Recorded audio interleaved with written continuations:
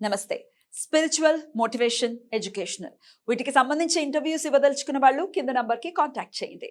నమస్తే, welcome to our channel. నేను పద్మిని. ప్రస్తుతంతో పాటు ప్రముఖ ఆధ్యాత్మికవేత్త, వాస్తు జ్యోతిష పండితులు జీవీఎల్ఎన్ చారిల్ గారు మనతో పాటు ఉన్నారు. మాట్లాడదాం. సార్ నమస్తే. సార్, విష్ణు సహస్రనామంలో ఏ ఏ శ్లోకాలు ఏ ఏ నక్షత్రాల వారికి అనేది అందరికీ తెలిసినటువంటి విషయమే అయినప్పటికీ మరొక్కసారి ప్రేక్షకులకి గుర్తు చేస్తూ, అలాగే ఏ నక్షత్రాల వాళ్ళు ఎలాంటి పరిహారాలు చేసుకోవాలి, ఆ నక్షత్రం యొక్క మూల మంత్రం, ఇవన్నీ కూడా చాలా సవివరంగా అందిస్తున్నారు. అందుకు కృతజ్ఞతలు తెలియజేస్తూ, మరి ఇప్పటికి 3 నక్షత్రాల గురించి ఆల్రెడీ మాట్లాడుకున్నాం. ఇక రోహిణి నక్షత్రం వారు ఏ శ్లోకాల్ని పఠించాల్సి ఉంటుంది, ఏ ఏ పరిహారాలు చేసుకోవాల్సి ఉంటుంది? శ్రీ గురుభ్యో నమః. ఓం నమో నారాయణి. రోహిణి నక్షత్రం. రోహిణి అనగానే మేనమామలకు గండం అనేది అనాదిగా ఉన్నటువంటి మూఢనమ్మకం. మూఢనమ్మకం ఎందుకంటే ఇది కృష్ణ సంబంధమైన నక్షత్రం. కృష్ణుడు జన్మ నక్షత్రం. అష్టమితో కలిసినటువంటి రోహిణి నక్షత్రాన్ని ప్రామాణికంగా తీసుకోవాలి. అష్టమి నాడు ఒకవేళ రోహిణి నక్షత్రం వచ్చి ఆ రోజున పుడితే అష్టమ గర్భం. అవును, కంసుడికి. అవును, ఎందుకంటే రోహిణి నక్షత్రాధిపతి అయినటువంటి గ్రహం ఏదైతే ఉందో చంద్రుడు అష్టమంలో ఉన్నప్పుడు కృష్ణుడు పుట్టాడు కాబట్టి మేనమామ గండం. అదర్వైజ్ ఇంట్లో ప్రతి ఆడపడుచుకు పుట్టే ప్రతి బిడ్డ వలన గనక గండాలుంటే ఇక ఆడపిల్లకి కూడా పెళ్లి చేయరు. అష్టమ చంద్రుడితో కూడిన రోహిణి నక్షత్రానికే దోషం. మరి ఎలాగంటే వాళ్ళ పురోహితులు నన్ను తిట్టుకుంటారు. ఆయన చెప్పాల్సిన బాధ్యత. మొదటి పాదం మేనమామకు తల్లికి, ఈ వరుస 4 పాదాలు కూడా రోహిణి శాంతి నక్షత్రమే. శాంతి చేసుకోవాల్సిందే. ఇది తప్పదు. ఇది కూడా మనకు బాలర్షల కింద వెళ్తుంది. ఈ 4 పాదాల వారికి కూడా ప్రతిరోజు క్షం లూం రోహిణ్యై నమః ఒక మూల గ్రంథంలో అద్భుతంగా ఒక వాక్యం రాశారండి. ప్రతిరోజు నిద్రలేచి ఆ నుంచి అమ్మహా వరకు, కా నుంచి బండరా వరకు నిద్రలేచి వర్ణాక్షరాలు చదువుకుంటే చాలు. అ ఇ ఈ ఉ ఊ రు రు ఏ ఏ ఐ ఓ ఓ ఔ అమ్మహ లూలు అంటే ఈ 56 అక్షరాలని రోజు పఠిస్తే చాలు, అన్ని బీజాక్షరాలు చదివినంత ఫలితం వస్తుంది అన్నారు. అంటే రోహిణి వాళ్ళకి చంద్ర సంబంధ నక్షత్రం కాబట్టి 4 పాదాల వారికి మానసిక అస్థిరత్వం ఒకటి, మూర్ఖత్వం ఒకటి, పట్టుదల. ఇంకో రహస్యం కూడా ఉంది. శకుని యొక్క నక్షత్రం కూడా రోహిణి నక్షత్రం. అందుకే శకుని మామ అంటారు.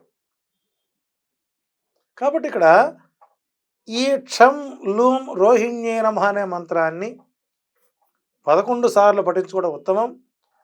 రోహిణి నక్షత్రం వారు శ్రీకృష్ణారాధన చేయడం అనేటువంటిది మంచిది. నిజంగా భాగవతంలో ఒక ఘట్టం ఇస్తాడు. శ్రీకృష్ణుడికి ఒక బ్రాహ్మణుడు ఒక స్నేహితుడు ఉన్నాడు, కుచేలుడు. ఇంకో ఆయన కూడా ఉన్నాడు. ఇంకొక ఆయన నందకుడు అనే హోతను బ్రాహ్మడు ఉన్నాడు. నందకుడు.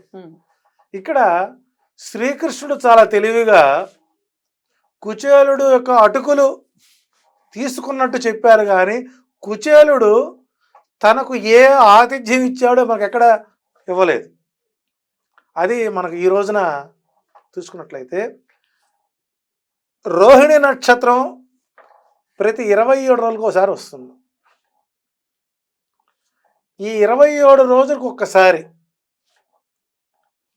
క్షుద్బాధతో ఉన్నటువంటి బ్రాహ్మణుని ఇంటికి పిలిచి, క్షుద్బాధతో ఉన్నటువంటి ఒక బ్రాహ్మణుని పిలిచి ఆ బ్రాహ్మణుడికి చక్కటి గోవు పాలు, అవకాశం వరకు న్యాచురల్ ఆవు పాలు, సరే అన్ని ప్యాకెట్స్ వస్తున్నాయి మనకు. ఏ సీజన్లో ఏ పండు అయితే వస్తుందో, ఏ సీజన్లో అయితే ఏ పండు వస్తుందో ఆ పండు యొక్క గుజ్జును తీసి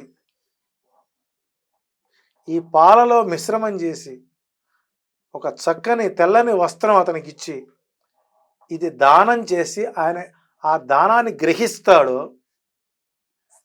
రోహిణి నక్షత్రం వారికి ఆ రోజు నుంచి పురోభివృద్ధి మొదలవుతుందండి. 27 రోజులు క్యాలెండర్లు గుర్తుపెట్టుకోండి, ఏ నెలలో ఏ రోజు వస్తుంది.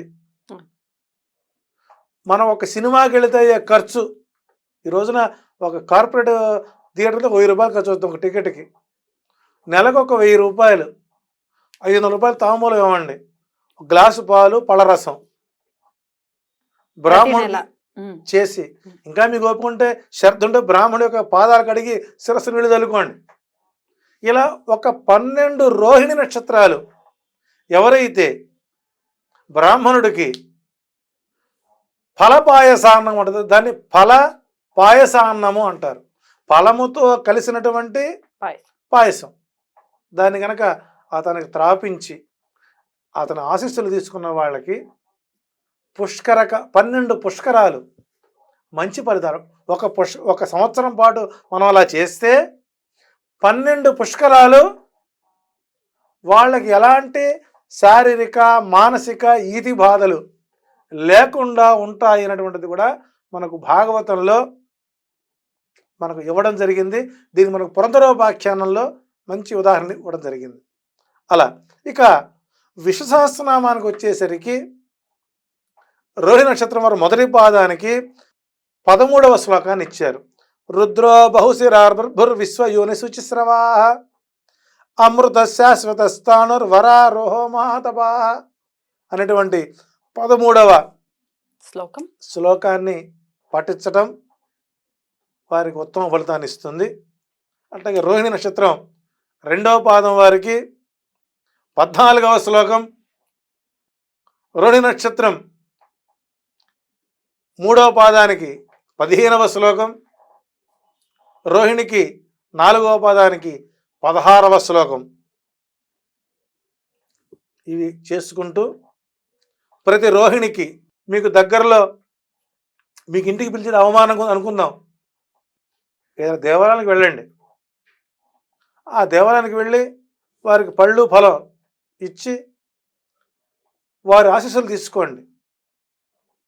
వారి ఫోన్ నెంబర్ తీసుకోండి. అయ్యా మళ్ళీ దానం ఎలా ఉండాలంటే అనుభవించేది ఆగ్రహించేదిగా ఉంటేనే ఆ దాన ఫలితం వస్తుంది. కాబట్టి మీకోసం మీ పురోభివృద్ధి కోసం ఒక పుష్కర కాలం మీరు ప్రశాంతంగా ఉండడం కోసం రోహిణి నక్షత్రం వారు ఫలపాయసాన్నాన్ని బ్రాహ్మణుడు దానం చేసుకుంటూ ఈ 4 శ్లోకాలు పారాయణ చేసుకోవడం ద్వారా మీకు మంచి ఫలితాలు వస్తాయని నారదుడు రోహిణి నక్షత్రం వారికి విష్ణు సహస్రనామంలో ఈ 4 శ్లోకాలని కేటాయించాడు. కాబట్టి ప్రయత్నం చేయండి, ఫలితాన్ని పొందండి. రైట్ అండి, థ్యాంక్ యూ సో మచ్. నమస్తే.